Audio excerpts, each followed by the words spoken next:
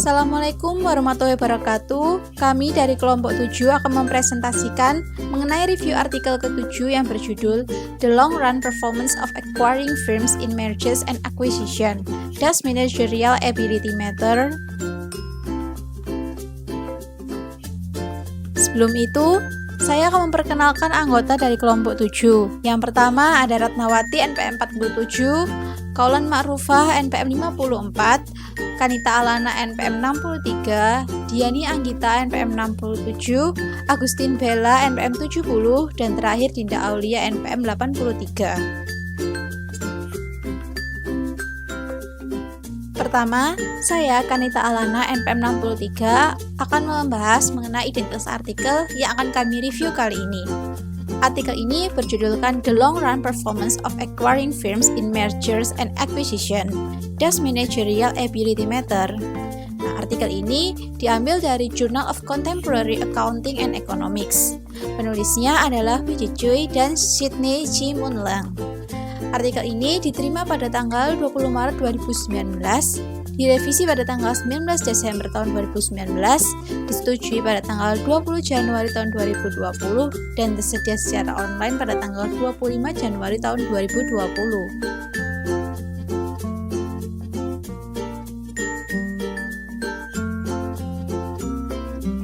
Bagian pertama yang akan saya bahas di sini adalah abstrak. Nah, artikel ini itu mengkaji hubungan antara kemampuan manajerial perusahaan yang mengakuisisi dan kinerja jangka panjang mereka setelah merger dan akuisisi, atau biasa disebut sebagai M&A. Nah, peneliti menemukan bahwa mengakuisisi perusahaan dengan kemampuan manajerial yang lebih tinggi bisa mencapai kinerja operasi dan pengembalian saham jangka panjang yang lebih baik. Peneliti juga menemukan bahwa efek positif dari kemampuan manajerial pada kinerja jangka panjang lebih terasa ketika pengakuisisi dan perusahaan target itu berada dalam industri yang sama.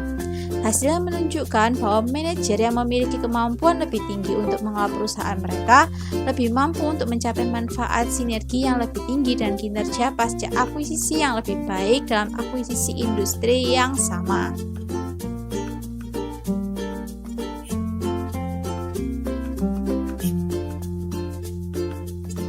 Selanjutnya, saya akan melanjutkan pembahasan ke bagian pendahuluan.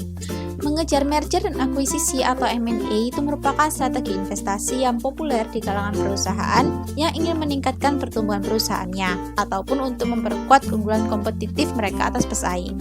Nah, alasan umum untuk terlibat dalam M&A itu adalah untuk mencapai sinergi dan efek efisiensi, dan akhirnya untuk meningkatkan kekayaan dari pemegang saham perusahaan yang mengakuisisi.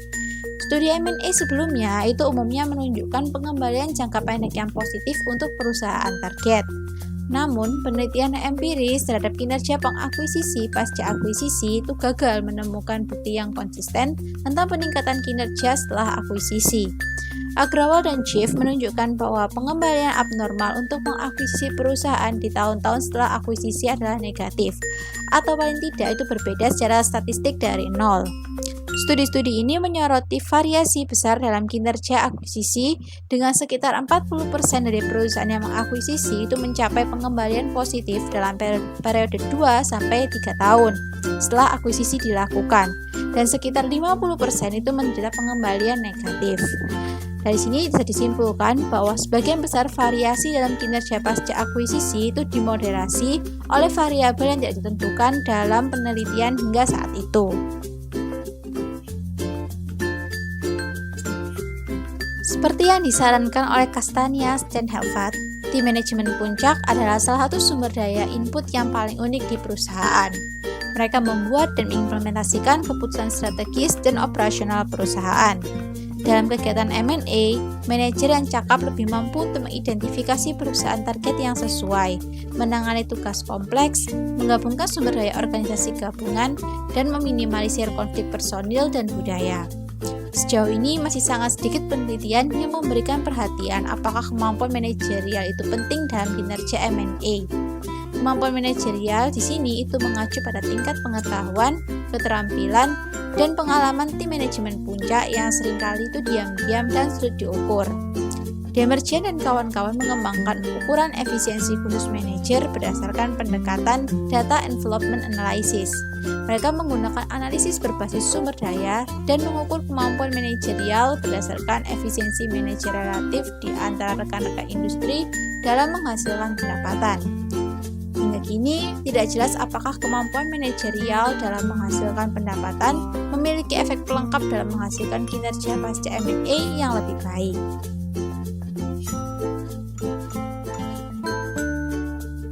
Dalam analisis tambahan, peneliti menemukan bahwa kemampuan manajerial ternyata tidak mempengaruhi pengembalian pengumuman akuisisi jangka pendek dalam sampel penuh maupun dalam industri yang sama ataupun lintas industri. Selain itu, peneliti juga menggunakan sampel yang cocok berdasarkan industri yang cocok, tahun perusahaan, dan ukuran perusahaan untuk membangun kelompok kemampuan manajerial tinggi dan rendah, serta untuk mendapatkan hasil yang serupa. Hasil penelitian ini atau studi ini itu membuat beberapa kontribusi untuk literatur. Yang pertama adalah penelitian sebelumnya sudah menemukan bukti menarik bahwa beberapa perusahaan yang mengakuisisi mencapai pengembalian pasca M&A yang positif dan sebagian lainnya mengalami pengembalian yang negatif. Temuan peneliti pada kali ini adalah tentang hubungan positif antara kemampuan manajerial dan kinerja jangka panjang, memberikan penjelasan parsial untuk fenomena yang tidak bisa dijelaskan dalam literatur kinerja M&A. Yang kedua, penelitian sebelumnya yang menyelidiki efek kualitas manajerial pada kinerja M&A telah menggunakan ukuran yang tidak langsung dari kemampuan manajerial, seperti karakteristik CEO, pengembalian historis, dan juga liputan media. Di sini, peneliti menggunakan ukuran efisiensi relatif sebagai proksi langsung dari kemampuan manajerial dalam pengujian pengaruh kualitas manajemen pada kinerja pasca akuisisi. Temuan kali ini secara konsisten menunjukkan bahwa perusahaan yang mengakuisisi dengan kemampuan manajerial yang tinggi lebih mampu untuk menghasilkan kinerja pasca akuisisi jangka panjang yang lebih baik. Yang ketiga, temuan peneliti kali ini berkontribusi pada pemahaman yang lebih baik tentang apakah aspek spesifik industri atau generik dari kemampuan manajerial lebih penting bagi keberhasilan atau kegagalan dalam M&A. Peneliti menemukan bahwa efek positif dari kemampuan manajerial pada kinerja jangka panjang lebih kuat dalam akuisisi industri yang sama dibandingkan akuisisi lintas industri. Akhirnya, pekerjaan peneliti sebagian besar itu dekat dengan penelitian yang sudah dilakukan oleh Chen dan Lin pada tahun 2018. Namun, penelitian dari peneliti ini sebagian besar dibedakan dari cara kerja, di mana Chen dan Lin terutama fokus pada pengumuman abnormal return. Pengembalian pengumuman dapat mencerminkan persepsi investor tentang keberhasilan suatu transaksi dan persepsi investor dapat menjadi bias. Hal ini berbeda dengan apakah manajer memiliki kemampuan untuk membimbing perusahaan setelah M&A. Dengan kata lain, Chen dan Lin di sini memeriksa bagaimana investor itu memandang manajemen. Sementara yang disajikan oleh peneliti dalam artikel kali ini itu lebih pada apakah manajemen dengan kemampuan tinggi itu bisa mengolah perusahaan dengan baik setelah merger.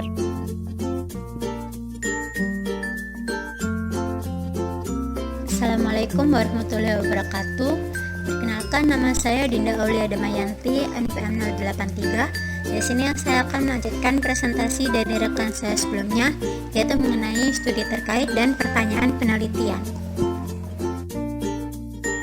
Yang pertama yaitu kemampuan manajerial untuk mengakuisisi perusahaan dan kinerja operasi jangka panjang. Dalam artikel ini disebutkan bahwa peran dan kualitas manajemen puncak dalam meningkatkan kinerja perusahaan diakui secara luas dan telah diselidiki mengenai pengaruhnya terhadap berbagai aspek organisasi perusahaan, tata kelola, kebijakan keuangan dan investasi, serta kegiatan inovasi. Serto 2006. Manajer yang melakukan aktivitas merger dan akuisisi sebagian besar termotivasi untuk mencapai efek sinergi dan meningkatkan nilai perusahaan. Namun, merger dan akuisisi melibatkan proses integrasi yang kompleks dan dinamis antara perusahaan pengakuisisi dan perusahaan target, dan tidak mudah untuk mencapai manfaat sinergi yang diinginkan. Memang tidak jarang merger dan akuisisi menghasilkan kegagalan.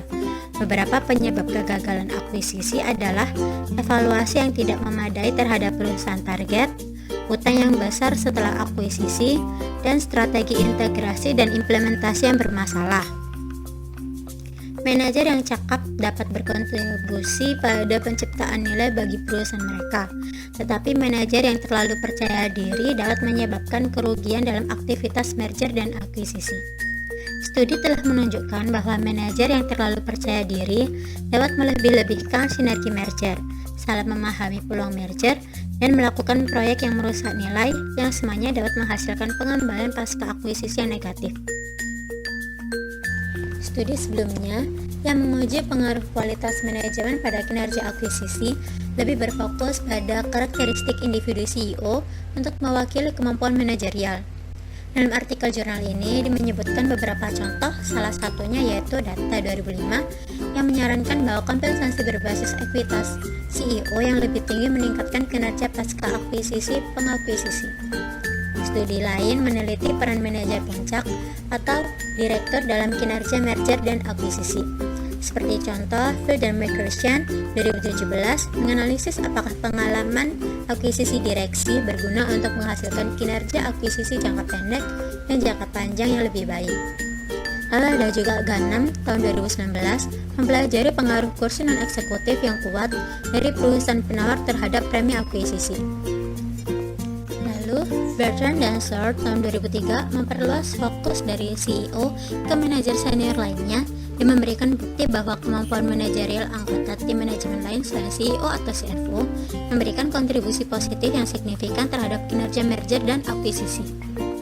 Penelitian ini menunjukkan bahwa bukan hanya CFO atau CEO tetapi seluruh tim manajemen penting untuk memperoleh kinerja. Artikel ini mengutip dari Bertrand dan Short 2003 yang menyebutkan kemampuan manajerial yang lebih besar memungkinkan perusahaan untuk mengeksploitasi nilai sumber daya yang belum dimanfaatkan untuk membuat keputusan yang baik dan untuk meningkatkan kinerja dan nilai perusahaan. Singkatnya, tingkat kemampuan manajerial yang dimiliki oleh perusahaan pengakuisisi seperti pengetahuan strategis, keterampilan, dan pengalaman tim manajemen puncak memainkan peran utama dalam mencapai manfaat sinergi yang lebih tinggi dari akuisisi.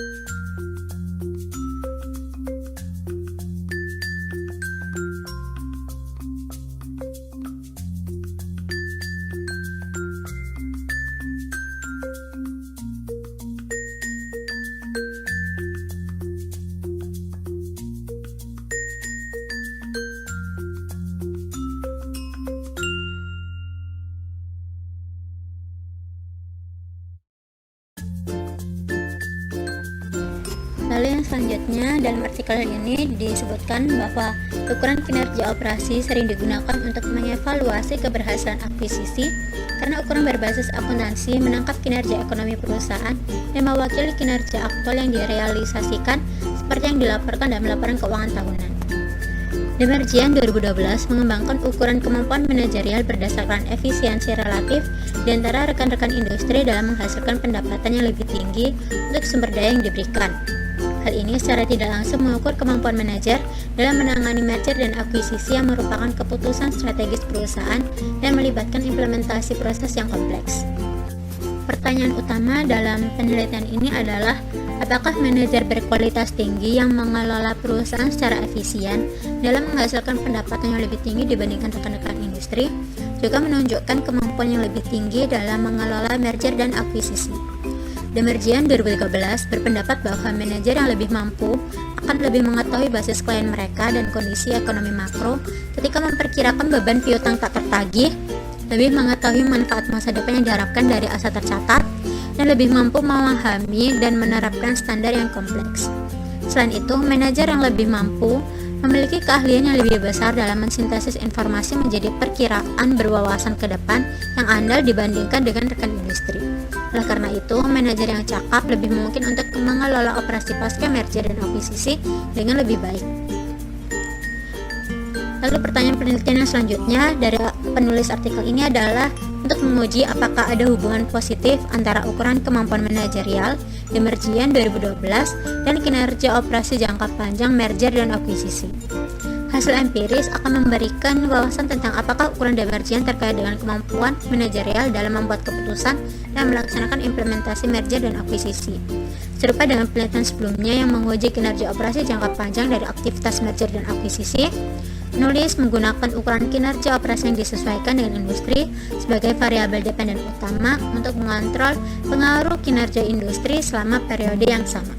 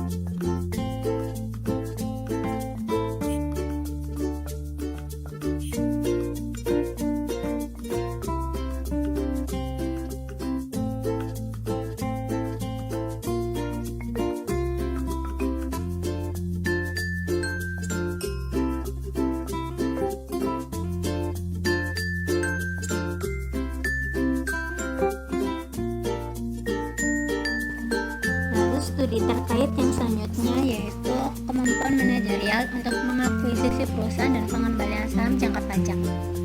Terlepas dari keuntungan ukuran kinerja operasi berbasis akuntansi untuk menilai keberhasilan merger dan akuisisi, ada batasan penting dari ukuran berbasis akuntansi. Yang pertama yaitu ukuran berbasis akuntansi tidak menangkap kinerja non-finansial. Karena kinerja merger dan akuisisi adalah konstruksi multidimensi yang mencakup kinerja keuangan dan non-keuangan, ukuran berbasis pasar, misalnya pengembalian saham, dapat mencakup kinerja merger dan akuisisi secara lebih komprehensif. Lalu yang kedua adalah keandalan pengukuran berbasis akuntansi, tunduk pada manipulasi pendapatan dan angka akuntansi lainnya dalam laporan keuangan dan perubahan standar akuntansi. Maka pengembalian saham jangka panjang berbasis pasar telah digunakan untuk menilai kinerja merger dan akuisisi. Alasan dibalik penggunaan pengembalian saham dalam menilai kinerja merger dan akuisisi adalah sehubungan dengan tujuan strategis perusahaan dari merger dan akuisisi, yaitu untuk memaksimalkan kekayaan pemegang sahamnya, Papadakis dan Thanos tahun 2010. Jadi pengembalian saham telah sering digunakan dalam studi keuangan dan manajemen strategis untuk mengevaluasi kinerja merger dan akuisisi. Dalam penelitian ini, penulis juga menguji apakah manajer dengan kemampuan manajerial yang lebih tinggi mampu memiliki pengembalian saham jangka panjang pasca akuisisi yang lebih tinggi. Dalam artikel ini disebutkan bahwa penulis ingin menunjukkan kinerja operasi dan pengembalian saham dapat berbeda. Sementara laporan kinerja operasi yang direalisasikan atau kinerja aktual, pengembalian saham mencerminkan persepsi investor tentang kinerja masa depan perusahaan. Selain itu, harga saham tidak hanya melibatkan keuntungan ekonomi real, tetapi juga inefisiensi pasar modal. Seperti yang telah penulis kemukakan sebelumnya, kemampuan manajerial dalam mengelola perusahaan lebih terkait erat dengan realisasi kinerja operasi jangka panjang daripada pengembalian saham. Oleh karena itu, penulis menganggap kinerja operasi sebagai variabel dependen utama dan pengembalian saham sebagai variabel dependen tambahan untuk menilai pengaruh kemampuan manajerial pada kinerja jangka panjang merger dan akuisisi. Selanjutnya, studi terkait yang ketiga, yaitu akuisisi horizontal versus diversifikasi dan hubungan antara kemampuan manajerial dan kinerja pasca akuisisi.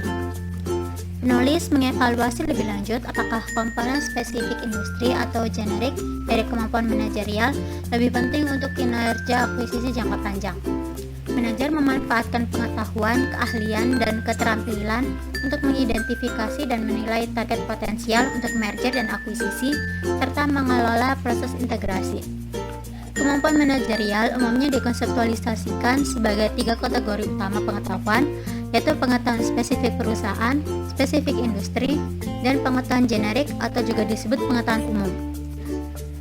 Casanias dan Helfand tahun 1991 menyebutkan bahwa ketiga jenis keahlian ini bervariasi dalam tingkat kemampuan transfernya dan relevansi untuk berbagai perusahaan dan konteks industri.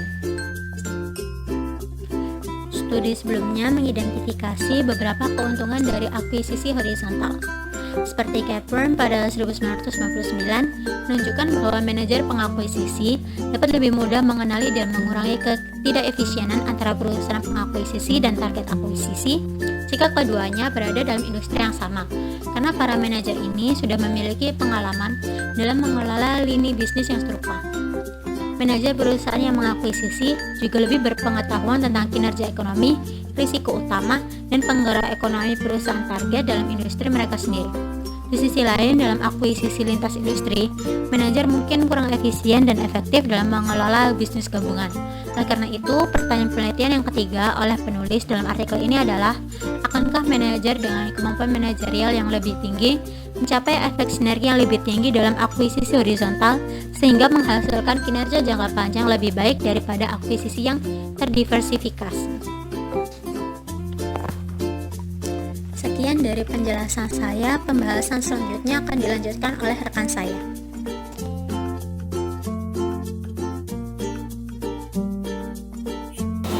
Assalamualaikum warahmatullahi wabarakatuh.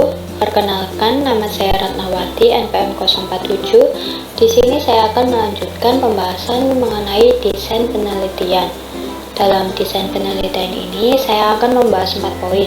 Yang pertama yaitu pemilihan sampel, yang kedua yaitu pengukuran kemampuan manajerial, yang ketiga yaitu modal regresi, dan yang keempat yaitu status deskriptif. Yang pertama yaitu pemilihan sampel. Peneliti memulai proses pemilihan sampel dengan mengekstraksi data dari Merger and Acquisition Database STC Platinum dan menyertakan semua transaksi yang diselesaikan antara tahun 2000 hingga 2012. Sampel awal peneliti hanya mencakup perusahaan yang mengakuisisi publik karena peneliti membutuhkan kumpulan data keuangan yang luas untuk menyusun variabel kontrol. Data kemampuan manajerial berasal dari website Demergian. Peneliti mengumpulkan informasi tentang data keuangan tahunan untuk kinerja operasi dan variabel kontrol dari Compustat, serta data pengembalian bulanan dari CRSP. Peneliti menghapus pengamatan dari sektor keuangan karena struktur khusus mereka. Peneliti juga mengecualikan pengamatan yang data keuangan atau data pengembaliannya hilang. Untuk dimasukkan dalam sampel akhir, persentase saham yang diperoleh dalam merger and acquisition harus tidak kurang dari 50%. Peneliti juga membatasi pengamatan untuk menyelesaikan transaksi karena membutuhkan kinerja pasca akuisisi mereka. Selanjutnya, untuk menghindari transaksi yang sangat kecil, peneliti menghilangkan nilai transaksi sebesar 1 juta US dollar atau tidak kurang dari 1 juta US dollar. Peneliti juga menghapus transaksi dan pengamatan yang tidak lengkap tanpa variabel kontrol yang lengkap. Pada akhirnya, sampel akhir terdiri dari 7.907 observasi. Yang kedua yaitu pengukuran kemampuan manajerial. Keputusan dan implementasi merger and acquisition secara kolektif ditentukan oleh tim manajemen dari perusahaan yang mengakuisisi. Tantangan utama dalam penelitian tentang pengaruh kemampuan manajerial terhadap kinerja merger and acquisition jangka panjang adalah sulitnya mengidentifikasi ukuran kemampuan manajerial yang baik, karena kemampuan tersebut bersifat diam-diam dan tidak dapat diamati secara langsung. Studi sebelumnya menggunakan ukuran yang berbeda untuk mewakili kemampuan manajerial, seperti frekuensi guncangan atau pergantian manajemen, kinerja abnormal masa lalu, dan karakteristik CEO atau CFO seperti kompensasi, masa kerja, liputan media, atau pendidikan.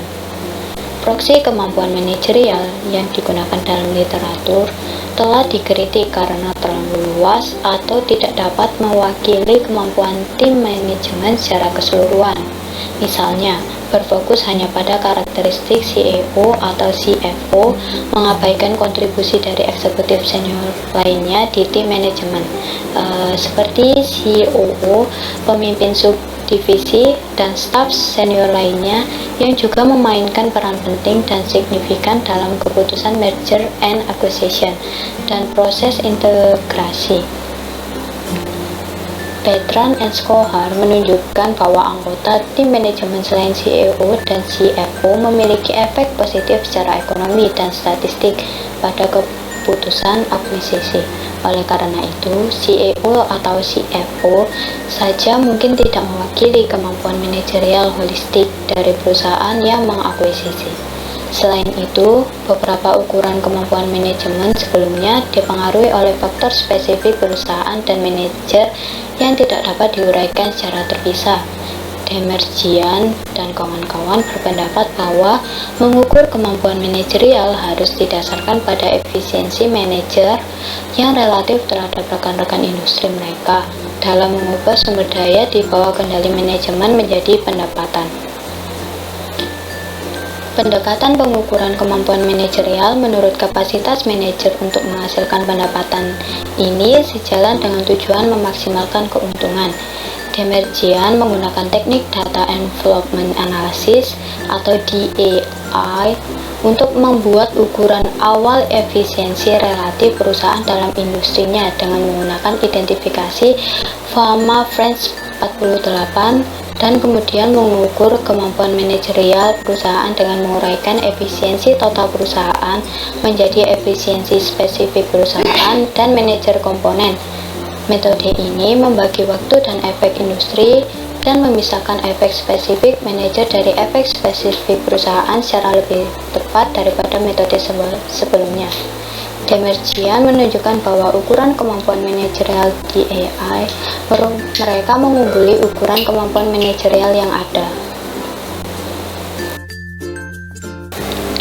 Dalam penelitian ini, peneliti mengadopsi ukuran DEI kemampuan manajerial yang diusulkan oleh Demerjian yang beroperasi pada premis bahwa manajer berkualitas tinggi lebih cenderung menggunakan lebih sedikit sumber daya untuk menghasilkan lebih banyak output.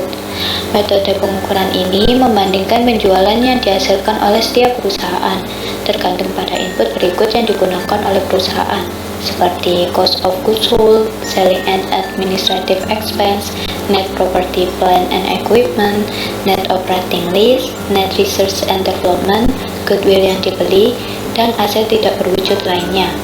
Sumber daya yang diukur mencerminkan aset berwujud dan tidak berwujud, modal inovatif pada research and development, dan input lain yang tidak dilaporkan secara terpisah dalam laporan keuangan, seperti tenaga kerja dan jasa konsultasi. Namun, biayanya termasuk dalam cost of goods sold dan selling general and administrative expense.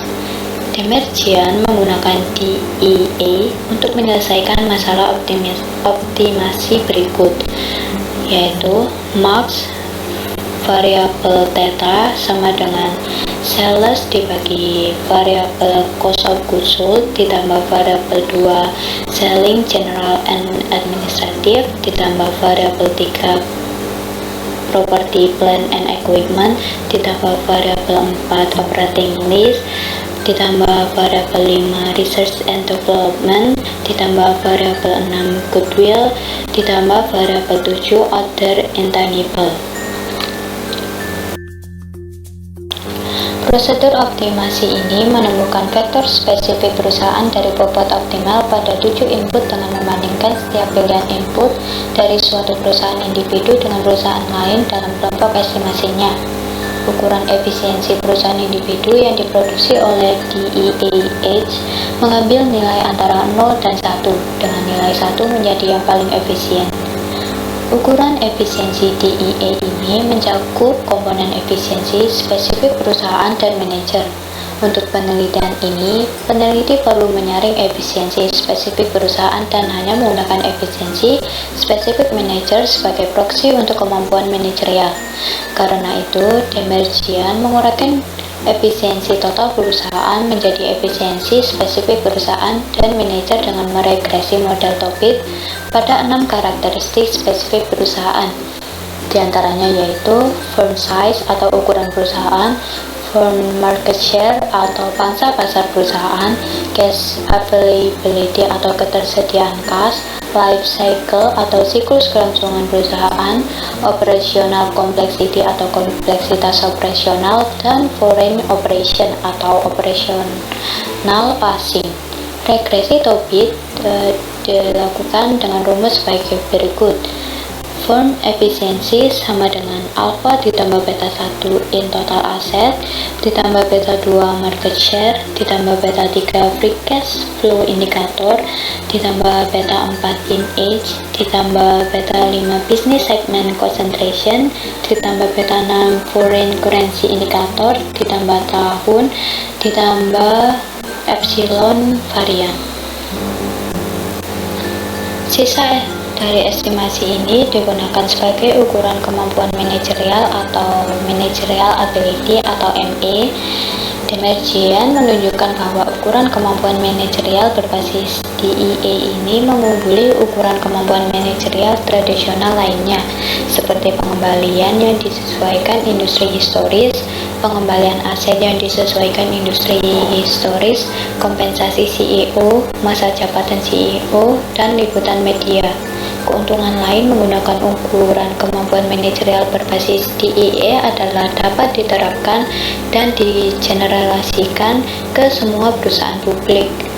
Dalam penelitian ini, peneliti menggunakan MA dummy yang sama dengan 1 jika MA_score berada di atas median, jika tidak 0 sebagai variabel independen utama dalam analisis. Selanjutnya yang ketiga yaitu model regresi.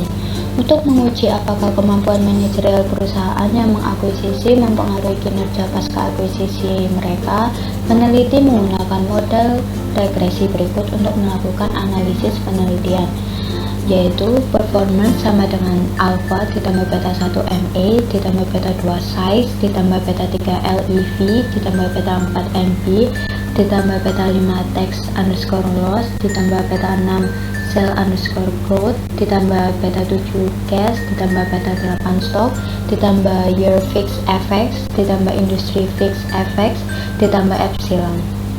Peneliti menjalankan regresi ULS untuk model 1 menggunakan kinerja pasca akuisisi untuk jendela 1, 2, dan 3 tahun setelah akuisisi sebagai variabel dependent.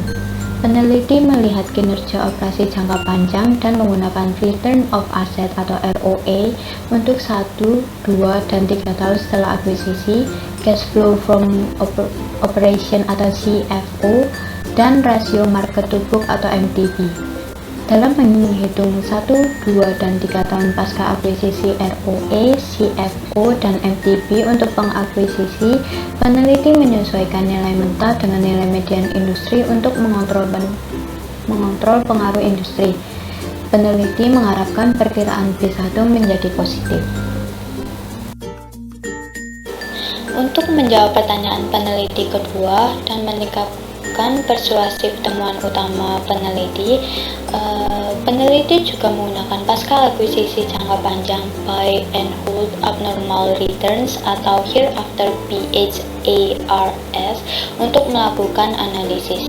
Tidak seperti studi peristiwa yang dilakukan dalam jangka pendek, pengembalian jangka panjang sensitif terhadap model yang digunakan untuk menghitung pengembalian normal. Fama and Friends berpendapat bahwa ukuran perusahaan dan rasio book to market bergabung untuk menjelaskan proporsi yang jauh lebih besar dari variasi pengembalian saham rata-rata, sehingga peneliti menggunakan ukuran dan book to market atau hereafter size dikali BM portofolio sebagai tolak ukur utama peneliti dalam menghitung jangka panjang BHAR. Tolak ukur pengembalian portofolio adalah 2 dikali 3 size dikali BM portofolio. Titik waktu awal penelitian ditentukan sebagai bulan setelah akuisisi. Peneliti memilih variabel kontrol berdasarkan penelitian sebelumnya yang terkait dengan kinerja pasca akuisisi.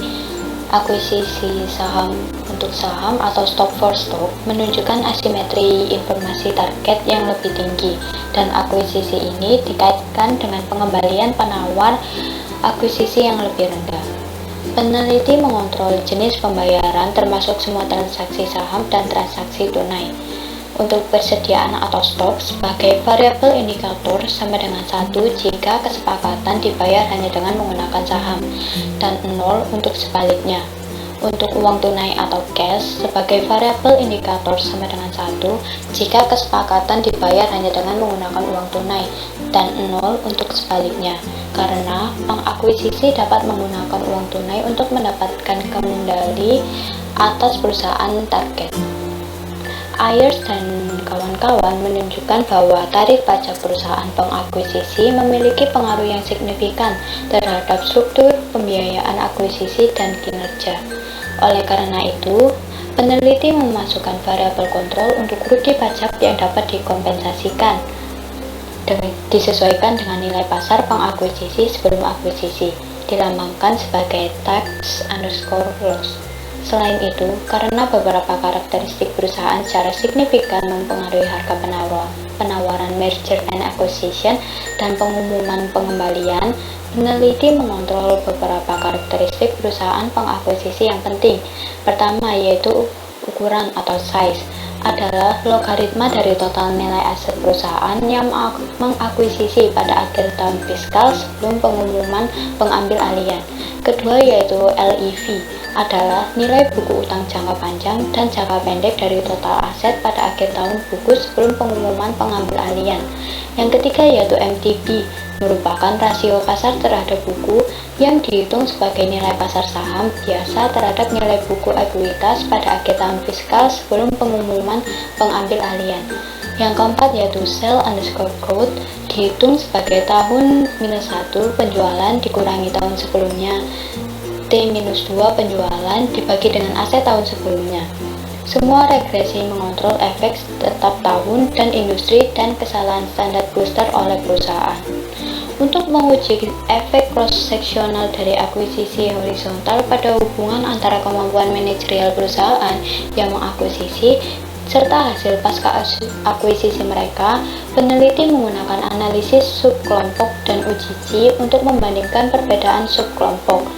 Peneliti berharap efek positif dari kemampuan manajerial pada kinerja pasca akuisisi jangka panjang menjadi lebih kuat untuk akuisisi horizontal. Yang terakhir, yaitu status deskriptif. Tabel 1 menunjukkan distribusi tahunan merger and acquisition menurut tahun. Jumlah akuisisi lebih terkonsentrasi pada tahun-tahun awal periode sampel, mencapai level tertinggi sebesar 1000 kali 5 pada tahun 2000 dan turun menjadi 55 transaksi pada tahun 2008 karena krisis keuangan global.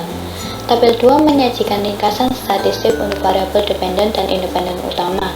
Panel A menunjukkan ringkasan statistik kinerja operasi pengakuisisi pasca akuisisi dalam hal yang disesuaikan dengan industri ROE, CFO, dan MTP selama 1, 2, dan 3 tahun setelah akuisisi. Panel B menunjukkan ringkasan statistik jangka panjang pengakuisisi BHAR. BHAR 1, 2, dan 3 mewakili 2 dikali 3 size dikali BM, imbal hasil tertimbang nilai yang disesuaikan dengan portofolio untuk jendela 1, 2, dan 3 tahun pasca akuisisi masing-masing. Statistik deskriptif menunjukkan bahwa nilai rata-rata atau median kinerja operasi pasca akuisisi atau pengembalian jangka panjang sebagian negatif yang konsisten dengan hasil penelitian sebelumnya. Pada panel C, melaporkan nilai median dari variabel independen utama yaitu ME_score sebagai 0,021 atau 0,015. Sedangkan panel D melaporkan statistik deskriptif variabel kontrol penelitian. Tabel 3 menyajikan matriks korelasi Pearson untuk variabel dependen, independen, dan penting lainnya.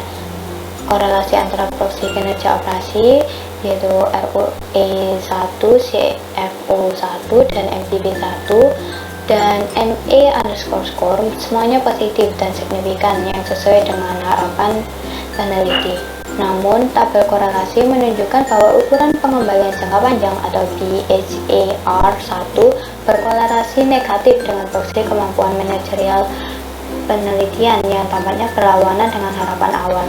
Setelah memasukkan variabel kontrol yang dapat mempengaruhi kinerja pasca akuisisi, kemungkinan hasilnya akan berbalik. Selain itu, korelasi antara horizon dan memperoleh kemampuan manajer perusahaan atau ME_score ditemukan positif dan signifikan yang menunjukkan bahwa manajer yang lebih mampu mendukung akuisisi horizontal. Baik, pembahasan selanjutnya yaitu hasil. Hasil yang pertama yaitu kemampuan manajerial dan BHAR jangka panjang pasca akuisisi. Pada hasil ini, peneliti menguji pertanyaan penelitian pertama dengan cara meregresi kinerja operasi pasca akuisisi perusahaan yang mengakuisisi yang diukur menggunakan pengembalian aset atau ROA, arus kas dari depresi atau CFO, dan rasio pasar terhadap buku atau MTB pada dummy kemampuan manajerial atau MA. Ditemukan hasil yaitu semuanya positif dan signifikan. Signifikan ini yaitu nilai T minimum 3,88 dan maksimum 8,113. Hasil ini juga signifikan secara ekonomi. Signifikan secara ekonomi itu seperti signifikansi ekonomi minimum sebesar 2,9% dan maksimum adalah 4,4%. Misalnya yaitu koefisien 0,029 menyiratkan bahwa peningkatan satu standar deviasi dalam kemampuan manajerial dikaitkan dengan peningkatan ROA 1 yang relatif terhadap standar deviasi. Hasil penelitian tadi didukung dengan beberapa tabel. Tabel yang pertama yaitu tabel distribusi frekuensi M dan A. Tabel di samping ini melaporkan kejadian tahunan perusahaan yang memiliki M dan A. Sampel tersebut berasal dari basis data M dan A SDC dari tanggal 1 bulan Januari 2000 hingga tanggal 31 bulan Desember 2012. Sampel M dan A membatasi kesepakatan yang diselesaikan dengan persentase saham yang diperoleh dalam M dan A sama atau lebih dari 50% dan nilai kesepakatan lebih besar dari 1 juta. Selanjutnya yaitu tabel 2, yaitu statistik deskriptif. Pada tabel ini melaporkan statistik deskriptif dasar dari variabel utama yang terkait dengan kinerja pasca akuisisi, kemampuan manajerial, dan variabel kontrol lainnya. Untuk hasil variabel kontrol menunjukkan bahwa pembayaran dalam stok persediaan berpengaruh negatif dan signifikan terhadap retur pasca akuisisi dan pembayaran tunai seperti uang tunai, di mana memiliki pengaruh positif pada pengembalian pasca akuisisi untuk pengakuisisi. Hasil ini konsisten dengan peneliti sebelumnya, yaitu penelitian dari Myers dan Magelouf tahun 1984. Oke, selanjutnya yaitu kemampuan manajerial dan BHAR jangka panjang pasca akuisisi. Pada pembahasan ini, peneliti menjalankan uji ketahanan dengan menggunakan jangka panjang pasca akuisisi perusahaan BARS untuk menggantikan kinerja operasinya. Didapat bahwa tabel 4, yaitu kemampuan manajerial dan kinerja operasi pasca akuisisi seperti yang ada pada slide ini, tabel tersebut menunjukkan bahwa hasil regresi antara kemampuan manajerial perusahaan pengakuisisi dan kinerja akuntansi pasca akuisisi pengakuisisi. Variabel dependen merupakan pengembalian aset pasca akuisisi atau ROA, arus kas dari operasi atau CFO, dan rasio pasar terhadap buku atau MTB untuk interval 1, 2, 3 tahun dengan menggunakan nilai penyesuaian median industri. Sedangkan untuk variabel independen adalah kemampuan manajerial untuk mengakuisisi perusahaan, MA.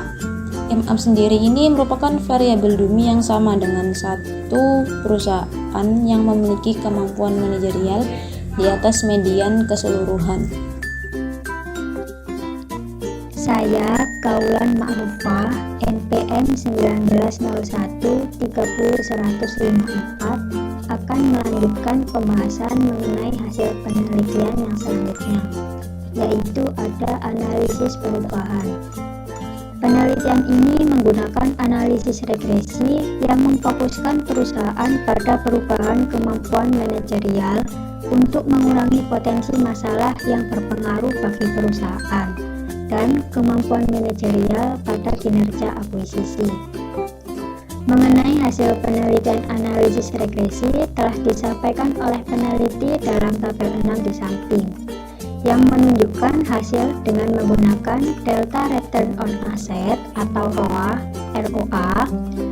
lalu delta cash flow from operation atau CFO, delta market to book ratio atau MTB, dan delta BHAR sebagai variabel terikat utama, di mana pada panel A, koefisien MA atau managerial ability mengalami kenaikan yang disebut dengan MA increase yang ditandai dengan MA yang bernilai positif.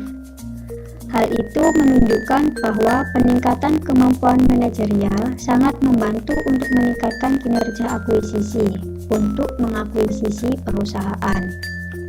Sedangkan pada panel B, hasilnya tidak signifikan pada delta BHAR, di mana pengembalian pasar saham tidak hanya melibatkan informasi kinerja, tetapi juga persepsi investasi atau informasi non-keuangan lainnya. Yang selanjutnya yaitu ada akuisisi horizontal dan pengaruh kemampuan manajerial terhadap kinerja pasca akuisisi. Penelitian ini juga menjelaskan mengenai dampak positif yang lebih terasa dari kemampuan manajerial pada kinerja akuisisi jangka panjang jika perusahaan melakukan akuisisi secara horizontal. Hal tersebut diuji dengan pengujian yang menggunakan perkiraan model OLS dengan analisis subkelompok yang ditampilkan pada tabel 7. Dijelaskan pada panel A menunjukkan hasil analisis subgroup dengan menggunakan return on asset, ROA1, ROA2, dan ROA3 sebagai variabel dependen utamanya, yang jika dilihat dari kolom 1 sampai dengan kolom 6 menghasilkan koefisien MA atau managerial ability yang bernilai positif dan signifikan. Kemudian pada panel B dengan menggunakan cash flow from operations, CFO1, CFO2, dan CFO3 sebagai variabel terikat utamanya. Hasilnya juga konsisten dengan panel A, yaitu semua koefisien MA bernilai positif.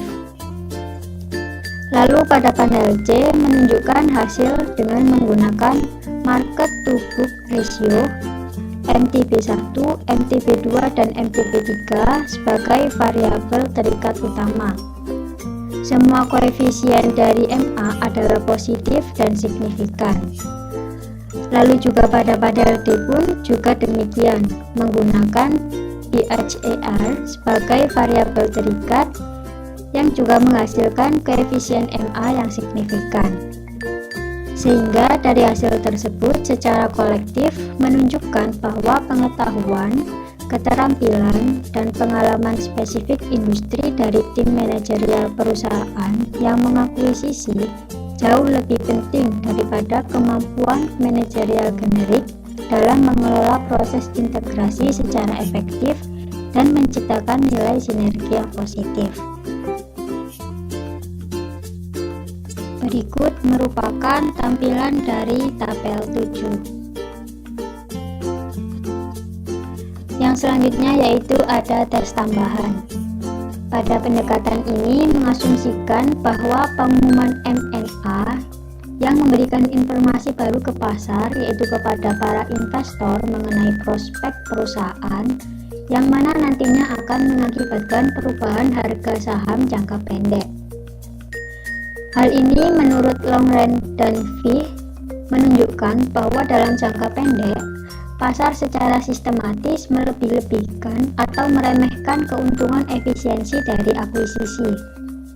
Oleh karenanya, penelitian ini mencari tahu mengenai apakah kinerja pengembalian saham jangka panjang juga berlaku terhadap reaksi pasar jangka pendek di sekitar tanggal pengumuman akuisisi. Penelitian ini menggunakan metodologi studi peristiwa standar atau Standard Event Study Methodology dengan menggunakan istilah pengembalian abnormal kumulatif dalam menghitung pengembalian pengumuman pengakuisisian. Hasilnya dijelaskan dalam tabel 8 yang mengungkapkan bahwa hubungan yang lemah antara kemampuan manajerial untuk mengakuisisi perusahaan dan pengembalian pengumuman jangka pendek. Kolom 1 menyajikan hasil regresi fundamental yang tidak signifikan. Kemudian pada kolom 2 dan 3 menunjukkan analisis subkelompok dengan membandingkan kelompok industri yang sama versus kelompok industri yang tidak sama dan hasilnya masih lemah. Baik, perkenalkan saya Agustin Bella. NPM 70 akan menyambung presentasi dari rekan saya. Sekarang kita masuk di analisis sampel yang cocok. Untuk melakukan pemeriksaan ketahanan, kami penulis membuat sampel yang cocok untuk menguji apakah hubungan positif antara kemampuan manajerial perusahaan yang mengakuisisi dan kinerja pasca akuisisi mereka masih berlaku. Nah, kami penulis menggunakan 50% perusahaan teratas dalam hal kemampuan manajerial sebagai kelompok perlakuan kami, dan kemudian mencocokkan masing-masing perusahaan ini dengan kode SIC 2 digit, tahun fiskal dan ukuran perusahaan di antara sisa 50% dengan kemampuan manajerial yang lebih rendah. Nah, sampel akhir berisi 3049 pengamatan. Nah, kami juga mengulangi analisis kami tentang hubungan antara nilai mentah kemampuan manajerial dan kinerja operasi pasca akuisisi dan BHARS. Oke, kemudian kita masuk di perhitungan alternatif kinerja akuntansi dan BHARS. Nah, karena ada berbagai bentuk tolak ukur untuk menghitung jangka panjang BHARS, kami melakukan serangkaian ketahanan tambahan cek. Jadi ada dua. Yang pertama, kami menggunakan ukuran kinerja operasi yang disesuaikan rata-rata industri sebagai analisis sensitivitas. Dan yang kedua, kami menggunakan pengembalian dasar dengan nilai pasar tertimbang atau berbobot yang sama untuk menguji ulang hasil yang kami teliti.